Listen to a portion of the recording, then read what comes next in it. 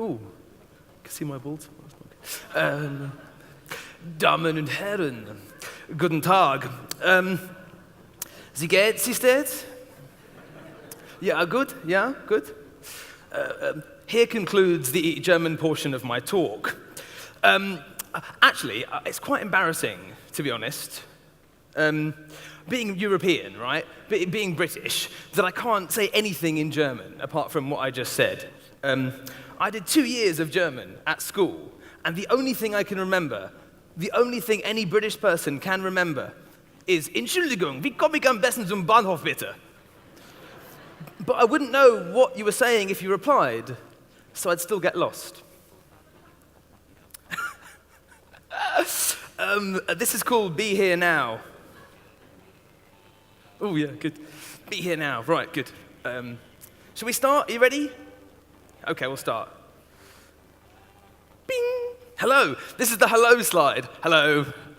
We can do this in lots of different ways. How's your day been so far?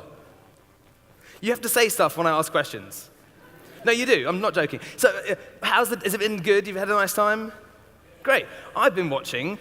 Everyone seems quite smart and brilliant. That's important. It's a bit hot in here. Sorry about that.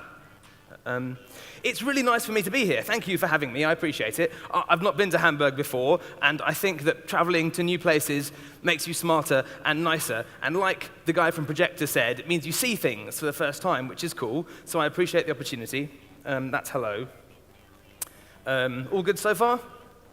Yeah, just right. So if I say things that are too fast or too British, and you don't understand, raise your hand or throw underwear at me. Underwear's best. No, okay, never mind. Right, we'll start soon. We haven't started yet. I'll tell you when we start. Go on, do something. No? Okay. It makes it harder when there you go, there's one. Woo. I can see it down here. It's called a confidence monitor. Makes me confident. Yeah. So I've done some things. I've worked in advertising for quite a long time in digital type. I was the chief digital officer of somewhere and chief innovation officer of somewhere, and I founded an agency called something, and that isn't important. The important things on this slide are twofold. One, this has got a laser pointer on it. Has anyone used it so far today? Watch. Laser pointer. Brilliant. Anyway, so that no one likes, really? Like the cat, you just do the, like, no, anyway. So that's my Twitter. Should you have things you want to say to me, at me, about me, etc., the best way to do it is on Twitter. It's my preferred medium of communication in general. I dislike phone calls, I like Twitter. That says something about me. The second thing that's important, I think, for you to remember, we'll see, is this photo of me has antlers. See? Antlers. Now, there's two reasons I like this. One, have you noticed how boring headshots are in our industry? Like, we work in the creative industries, and yet everyone's headshot is really dull. Why is that? Why do we do that? Anyway, it's silly. Also, antlers. It's make you remember something. I do not have any answers. I do have antlers. Say it with me. Antlers. Right, look, everybody. If this is going to work well for me, you have to pretend that when I say things that I think are jokes, that I'm funny by pretending to laugh. So once more time, yeah. Answers, antlers. Yes, you get it. Thank you, Germans. Wonderful. Now, but it's important, it is, because no one knows what's going on at all. No one has any answers, and that makes everything super interesting. When people seem really certain about stuff, when they say, we've got the answer to your marketing problems, I've noticed they're normally trying to sell you something. So be skeptical, slightly biased. It's like ads, isn't it? Don't trust ads entirely because we're trying to sell you something. That's the point, isn't it? All right, we'll get started now. Are you ready? Yes, see, it's all going very well, isn't it? Has anybody had a drink yet? Anyone? The beer here is very good, I've heard. Proust. Right, now, let's get started. This is a book that's coming out in June.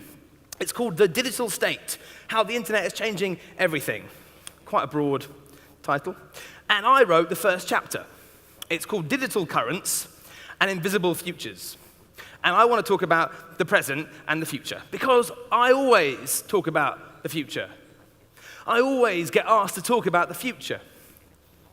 And so I want to talk about talking about the future and how we need to maybe do less of that. Maybe. You'll see what I mean. Anyway, when the book comes out in June, some of this stuff will be in it, I think. I can't quite remember. I'm going to start with something else. Is the audio on? Let's find out. Let's talk about the future and the present and stuff, right?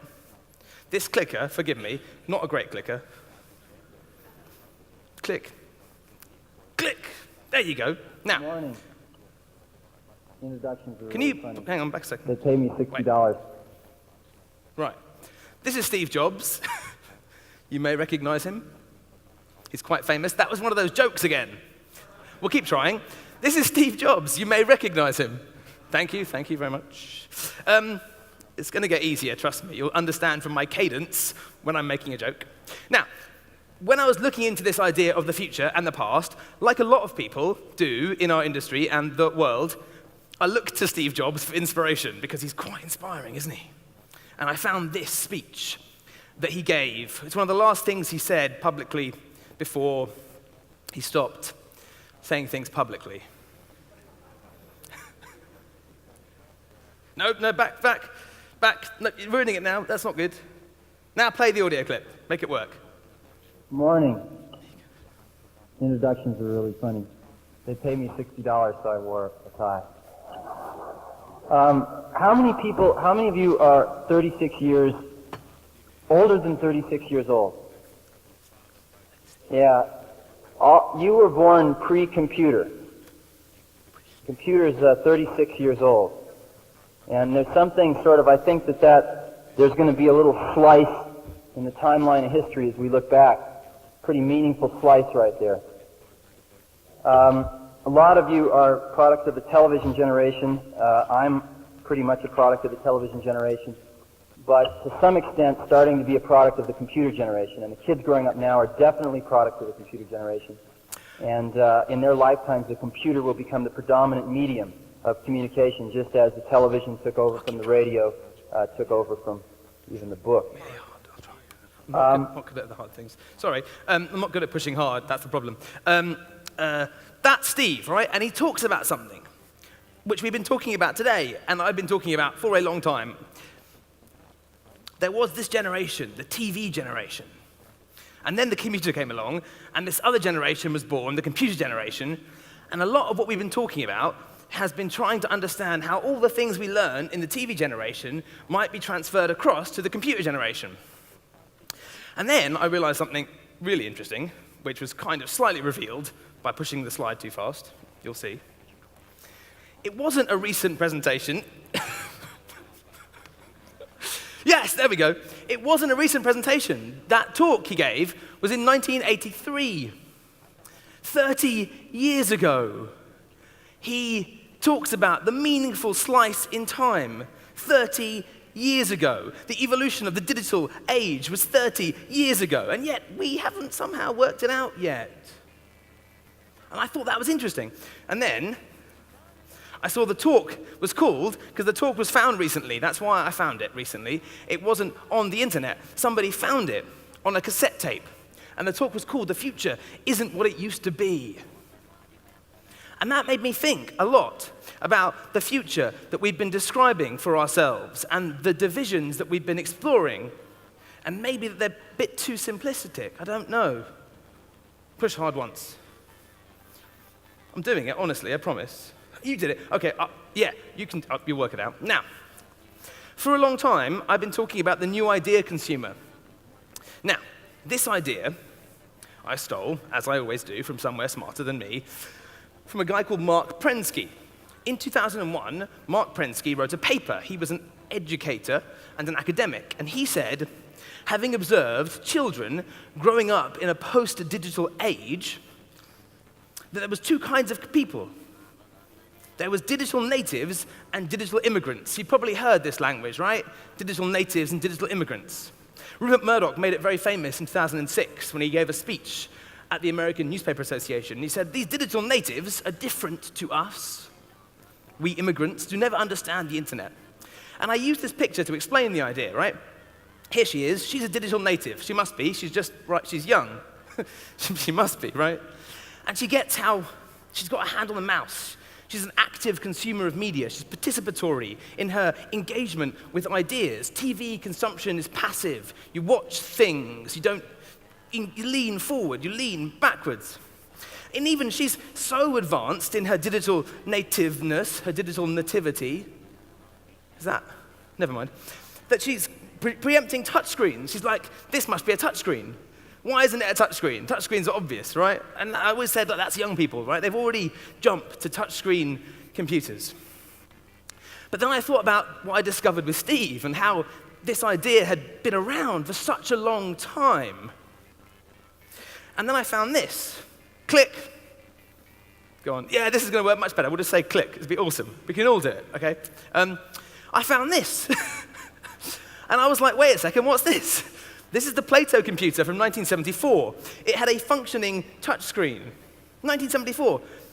Click backwards, click forwards. I was like, hang on a second. Wait, but this is all new. This is all brand new. I've been saying it's brand new for a long time.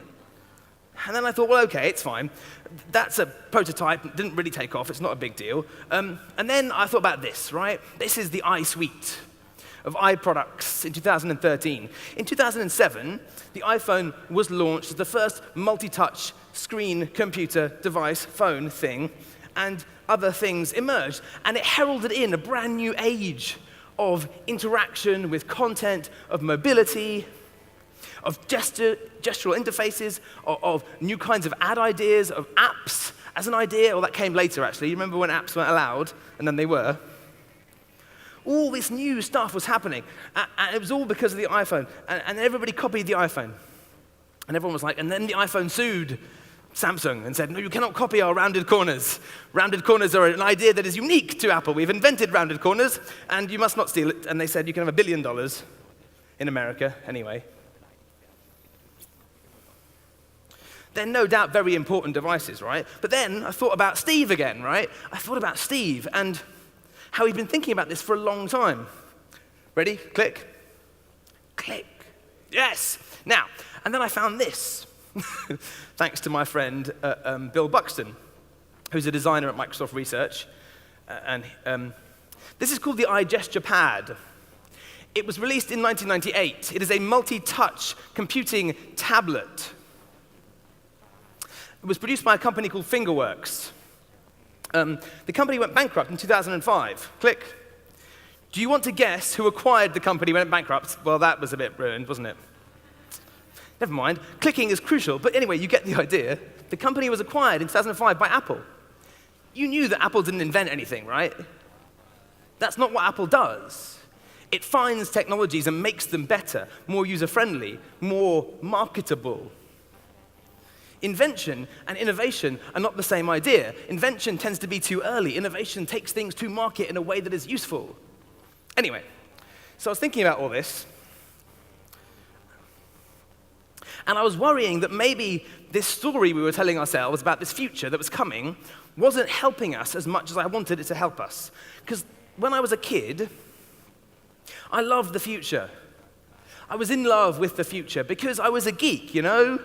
And like a lot of geeks, your childhood's a bit lonely, isn't it? You spend a lot of time reading, not playing sports, not having girlfriends. And science fiction becomes really important to you.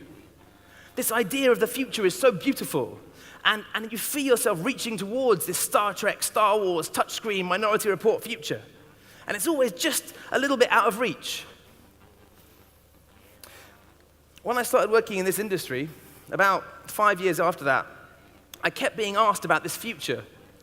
Things are changing, my clients would say, and they're changing really fast, and I want to understand what will happen because of these changes. How do I change what I need to do? And I thought, well, that's important, isn't it? We want advertising to be not annoying. We want it to be great and useful and an industry we can be proud of and a job that our children thinks is great. That's what we want, right? So I wrote this little film because I kept being asked the same question again and again. So I wrote this little film to explain what I thought was going to happen. Now, I wrote this in about 2006, 2007. And it's nominally set in 2010, but actually it's set in the future, which I think might be now. You see, I think about this in advance. It's for your benefit. Let's roll VT.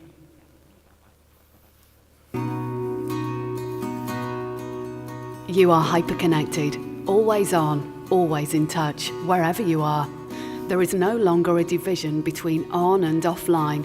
Information augments reality. By 2010, technology has begun to change what you understand entertainment and communication to be. The line between the two continues to blur. Content is digital and ubiquitous. Broadband is standard and increasingly mobile. Bandwidth is offered free as an incentive. You think of it as a utility like power. Your mobile is hyper-local, GPS-enabled. You never get lost. Your location is part of your profile, allowing you to use it to communicate, create, or play. Hyperconnectivity allows you to communicate more, to experience more. Entertainment that leverages these freedoms comes to the fore, weaving transmedia narratives that flow across channels for you to experience and contribute to, individually and together. The Google G Drive allows you to back up all your content to the cloud and access it anywhere. Google TV streams broadcast content to any screen, in your home and beyond. You broadcast a continuous stream to your networks, supplementing your one-to-one interactions, managed through your distributed digital identity, which tailors your feeds to different groups. Your networks spring up around different social objects, pictures, films, links, experiences. Culture is increasingly fragmenting along these axes as global influences trigger the formation of ever more niche interest groups. Content constantly cries out for your attention. To avoid overload, you become an increasingly selective experiencer, relying on recommendations to make informed choices about how best to spend your time and money. You no longer search, you share. Some content comes from brands you have befriended, some is professionally produced. Much of it comes from other people. Personal content from your networks is both entertainment and communication. You use content to communicate, creating or personalizing it and propagating it, creating yourself in the process. Your desire to exercise control drives a greater expansion of games and gaming behaviors. Play becomes pervasive. Ubiquity triggers a shift in value. Your concerns are things that really matter: friends, relationships, the world. Hyperconnectivity allows for their continuous partial presence, sowing the seeds of heightened social consciousness. So much of every day is mediated that you define yourself around your media behaviors. This accelerates a counter-trend, the rise of real time, more concerts and festivals, sports and interactive experiences, commercial and grassroots. You feel World Cup fever, it pulls everyone in. The Olympics are coming, everyone seems to be getting involved in sports, watching or taking part. All these events are now captured, adapted and propagated. Stamping your mark on a collaborative experience allows you to express your individuality. The generation gap has never been wider. The passive massive, the mainstream, raised before the adoption of interaction, will never fully embrace this immersive, pervasive media. The tools are available, but the behavior is too ingrained. You realize there's an opportunity for brands to build relationships in a new way with a growing number of you that have adopted these new behaviors. But that, for the passive massive, things haven't really changed much at all. The passive massive is a majority, but you are beginning to experience the future. The future is here, you see. So I said that's my kind of hippie-ish version of the future, which is now 3 years ago. But what? So we got there. I was pretty close on most things. The Olympics happened. The World Cup also happened. Other stuff I mentioned happened. Google G Drive, that launched and stuff. That was obvious, wasn't it? Have you guys got Doctor Who in this market? Doctor Who, BBC, anyone? I just noticed the end of that thing is like the intro credits to Doctor Who, but none of you have seen that, so it doesn't matter. So that's what I thought was going to happen, and then it kind of did, and I thought, this is going to be great. All this new awesome stuff is going to happen, and we'll stop talking about it, and we'll just get on with it. But that didn't seem to happen. Click. Hooray, click again. It's a multi-part click, unfortunately. Yeah, just the one more click. Yeah, there we go. Now, good, now. And I wondered about this. I wondered about what was happening, right? And behavior is motivation filtered through opportunity.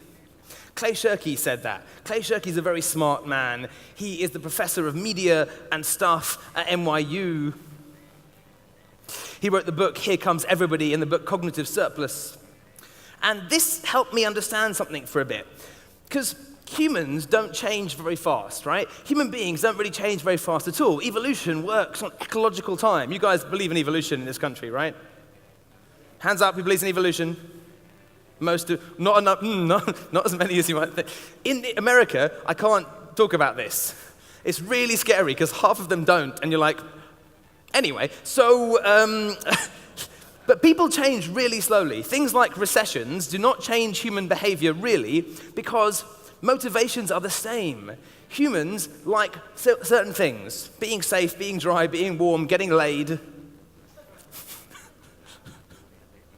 But what changes fast is the opportunity set available to human beings to express those motivations. Now, this, I realized, was changing human behavior, the consumer behavior, right? Because they wanted to get laid and be safe and all that stuff, I said, but now they had all these different ways of being heard in a way they never were before. They suddenly could create and distribute content at scale for free, which had never happened before in the history of the world.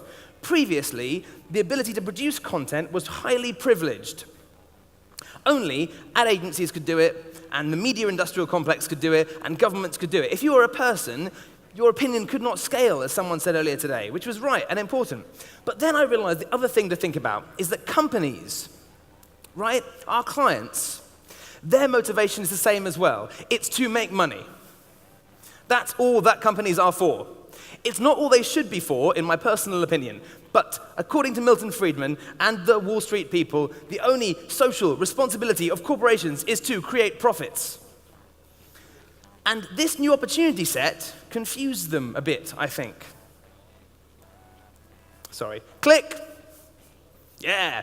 See, for a long time, we, with our clients and our production partners, got really good at making certain kinds of things. You recognize these things, right? They're advertisements. Telly and print and outdoor and radio. You can't really show radio. The only way to affect the change we were trying to affect, and let's remember what we're here to do, right? Make money. Make money through behavior. The function of advertising is a lever to affect large numbers of people to do certain things, primarily buy things for more money in larger numbers more frequently. It's important to remember that. We're not here to tell stories. That's not the job we are here to do. We're here to help clients make money through changing behavior. Stories are a tool to achieve that. But in order to reach large numbers of people, you had to use mass media. And there are only 5 ways to do that. These 5. So we got really good at making these 5 kinds of things to affect behavioral change. But that isn't the case anymore. Now, lots of different things can achieve scale, some more efficiently than ads. Don't get me wrong, ads are still brilliant. In America, people over the age of 50, according to the Nielsen ratings, watch more than 5 hours of commercial television every day, don't time shift, don't skip the ads, and importantly, have all of the money. No one has any money apart from people over 50. It all got spent by the boomers. We are all broke. That's it. So making TV ads for them is a really, really good idea. My dad has never used the internet, not a single time in his life. Therefore, doing digital things to affect his money is a complete waste of time. He loves TV, though. My little brother, who's 5 years younger than me, 6 years younger than me, has never had a cable subscription or watched broadcast TV. He just downloads things off BitTorrent. He's never seen a TV ad, at least not for the last 5 years since he left my parents' house. So making ads for him isn't going to work. Click. Ooh, that was good, wasn't it? Keynote's brilliant. I love transitions. They're the most fun thing you get to do, I think. I love they're great. Now, digital is different, right? The reason digital is different, the reason it makes things so confusing, in my opinion, is because we knew what to make before because we were told what to make. If you want to be on TV, you make 30 seconds of film because that's what goes on TV and that's how they sell it. If you want to be in a magazine, you make a piece of static imagery, words and pictures, art and copy. So the form of the word and copy thing we used to make and the space it took was predetermined by the channel choice. The media dictated the idea's shape. Digital does not work this way. Banners don't count. Now, free will doesn't count either. But no, I don't mean that. They're useful in some aspect, but that isn't my point. Bits are bits. Online, digital means made of bits, right? Ones and zeros. All bits are the same. So bits can render as any kind of media, any kind of content, any kind of application, experience, idea. So we aren't being told by the channel what things we have to make. And when you have too many options, it's really hard to make a decision. It's like going shopping in America. There's too many choices. It's really hard to buy things. The kind of media, the space available, and the fact that human beings at the end of the communication pipe can mess with stuff make it fundamentally different. Saying the internet is just another medium utterly misunderstands what the internet is about. It's not a pipe in the same way. It's every pipe. Click. Right, so on the way here, I was on an airplane, and we got off the airplane, and we were on the air bridge, and you see these HSBC ads, right? They've been doing this for about 5-6 years now, a bit longer. It's a huge global media buy. It's a very smart piece of negotiation on the part of Sorrel. And I saw this new sequence. They've just launched a new brand campaign. It's brand new. And I saw this ad. And it says, "Be part of the future," and there's a picture of a bee. See? Bee. That, I think, is called a rebus, isn't it? Any art directors in the house? It's called a rebus, right? Be part of the future. Be. It's so cute. I quite liked it. And if I was HSBC and I had just been fined $1.9 billion US for laundering Mexican drug cartels' money for the last 10 years, which is what happened, the biggest single fine in the history of finance. If I was them, I'd probably want to look forward as well. I'd probably just ignore all that. Terribly sorry. They called it an oversight. They called it an oversight. I'm like, but you just laundered all this drug money and, oh, it's an oversight. Oh, I see. Right. You know, $1.9 billion also is like 2 weeks of their profits. Oh, never mind, it's not the point.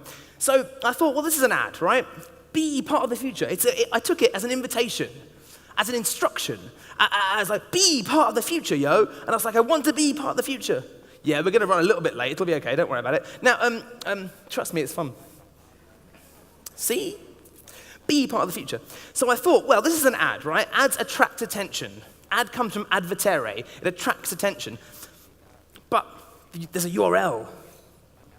Look, URL. Not a good pointer. There's a URL. I thought, well, maybe when I go to the website, what will happen is HSBC, because it feels bad about the drug thing, will use its massive global scale and all its insight and resources and technology to help me be part of the future. It'll give me tools and content and experiences that drag me, kicking and screaming, into this future, and we all can go together forward, and it'll be great, and I will thank them, and I will forget about the drug thing, and it'll be great.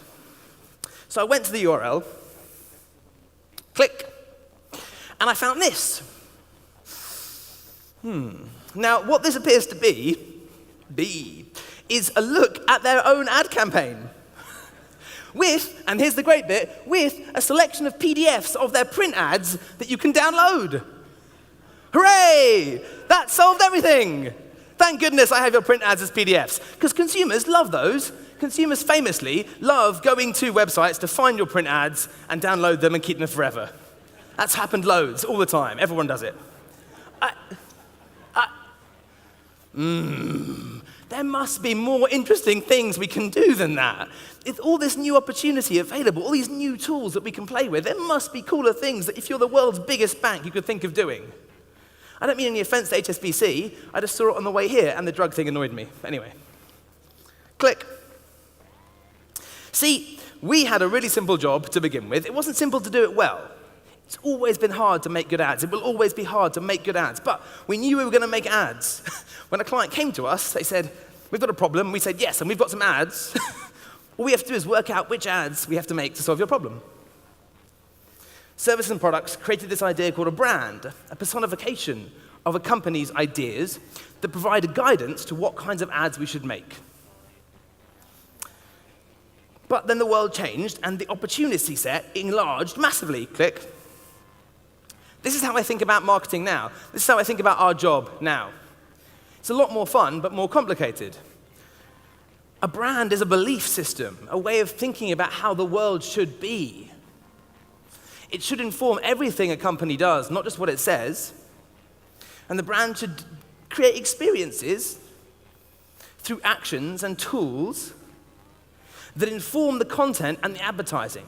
So we tell the stories of the good things that we have done, which was kind of the point originally, right? We solve problems with products. We make stories up that explains how they solve problems. Thing is now, everyone knows how products work. They've been around for ages. It's rare. Oh, you sell washing up liquid. Brilliant, I had no idea you could do that. It's really exciting. That doesn't happen anymore. So all of this culminated in me doing some work with lots of people at the agency I worked for before that I tried to make live up to this set of ideas. So I'll show you this now. Click.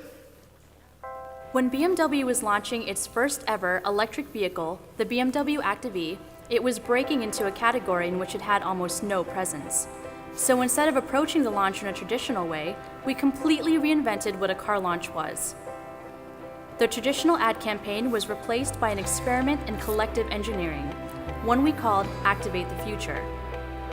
In the first phase of the experiment, we created a conversation with our target, not about a car, but about a topic we knew they were passionate about, the future of mobility. We partnered with a host of thought leaders to discuss the topic in a series of short films called Wherever You Want to Go. As this broader conversation began to resonate, we then moved into the second phase of our experiment. We created the BMW Evolve app to directly counter the biggest barrier with this new product sector, range anxiety. 90% of US drivers drive less than 100 miles a day, and instead of telling that to consumers, we showed them. The app tracked actual driving habits and highlighted the benefits a driver would experience if they switched to an electric vehicle.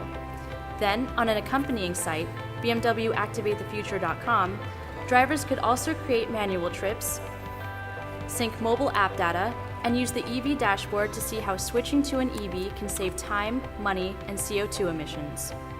As anticipation for the launch of the Active-E grew, we created a video to serve as a rallying cry for the upcoming field trial, drive application signups, and introduce the term Electronaut as a title for our Active-E drivers. The video was distributed through BMW's social channels, targeted blogs, and the Active-E website. Hand-raiser signups immediately spiked. The video also introduced our BMW Electronaut iPad app, designed to recruit drivers at auto shows and dealers. It helped a range of users, from those unfamiliar with EVs to those who wanted more information on the Active-E, determine if they were ready to become a BMW Electronaut. Those who were could apply for a vehicle right from the app. Once the reservation process opened, BMW received twice as many applicants as there were cars, within just the first 9 hours. Within 2 months, every car was sold. But that was just the beginning. Phase 3 is the field trial itself, and throughout the experience, BMW will broadcast the Electronaut stories to give insights into the electric vehicle lifestyle and inspire future BMW EV drivers. And the data collected along the way, from the BMW Evolve app to driving habits of Electronauts, will be used by BMW to inform its next generation of EVs. So that's kind of what I meant by that bit, right? Which gets us up to now. We've a bit more to go. Everyone cool with that? Everyone agree? What do we think? We have to kill it? All right, that'll do. That's fine. Wow, well, I don't know about that. Yeah. Tell you what we'll do. Why don't we jump to... I don't know. We could just end it there if you like. It's up to you guys. What do you think? Keep going? Right. I'll do a couple more. I'll do a couple more for you, and then we'll come back. Tell you what, click to the next one. So that's what I mean by that. Click to the next one. We'll skip this. Click to the next one. Click to the next one. We'll do this one. This one's good. It feels like, to me, things are getting a bit rushed. See what I did there? Yeah, brilliant. Because it feels like things are getting faster. Even though I don't think things are changing as much as they should have changed, I think the speed of change seems to be accelerating in the way that we perceive it. Now, there's a reason for this. I call this idea cultural latency. There's a correlation between the amount of time it takes information to move through a system and the amount of time it takes to have an effect. When we used to send each other letters would take 3 to 6 weeks to get anywhere, right? And therefore, the threshold of expectation for response was in lockstep with that speed, 3 to 6 weeks. But then, information technologies, communication technologies began to get faster and faster and faster. And we invented email, and then we invented BlackBerries, and everybody got a BlackBerry.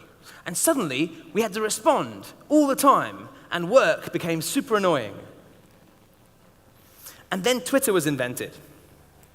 Twitter fundamentally changes the nature of media because it allows human beings to broadcast in nearish real time. It's asymmetric by default. It's open. So information cascades through it really, really fast. This changes how people think about media, how they think about time. Yeah, I'm almost done, promise. Well, I'm not really, but we'll finish it. So what happens is your threshold of expectation changes. I used to wait 6 weeks for a letter. Now I want an email responded to now. And my attention span or my tolerance for content can distort at the same time. Here's an example. The summation of this is that the channels that we are using to communicate have a cadence, and that cadence requires more things to be created more rapidly. Which is why things like Vine suddenly came into existence. Vine is a 6-second video application. The idea of 6 seconds of video being meaningful made no sense until Twitter existed, but now it does make sense. And so, the last thing I'm going to show you is something we did the year before Vine launched about really understanding the threshold of video tolerance. And then we'll draw a line and we can do some questions. Is that all right? Is that all right? All right. This'll be fine. I tend to go on. I'm terribly sorry. I just enjoy this, you see. Oh, you're very kind. Thank you. Click.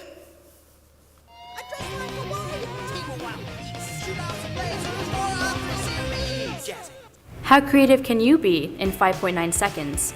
We posed that challenge on YouTube's homepage in a contest to launch the long-awaited all-new BMW 3 Series, a 5.9-second film contest to be exact, highlighting the 0 to 60 speed of the 328i. We called it 0 to Desire in 5.9 seconds, and asked entrants to show us how much they desired the all-new 3 in the most creative, innovative, and epic way possible. We offered one grand prize, the car. Use 5.9 seconds however you like. For example, be artistic. Sacrifice something. Wrestle a honey badger.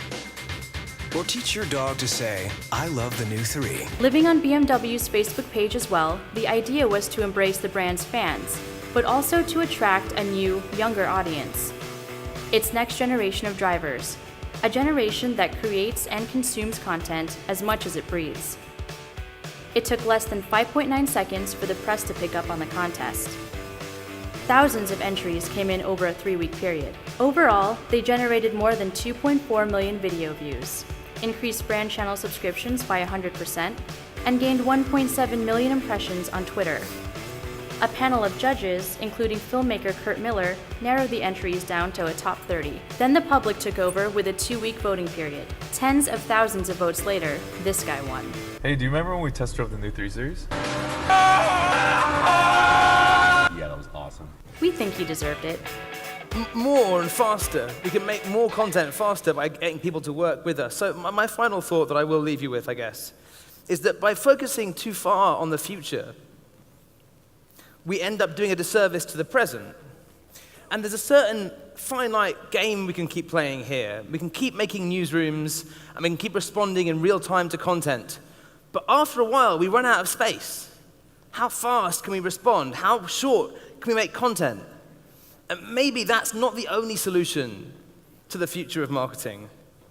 And maybe we have to focus more on the time we have available right now. And maybe I should focus more on the amount of time I was given for this presentation. So, thanks.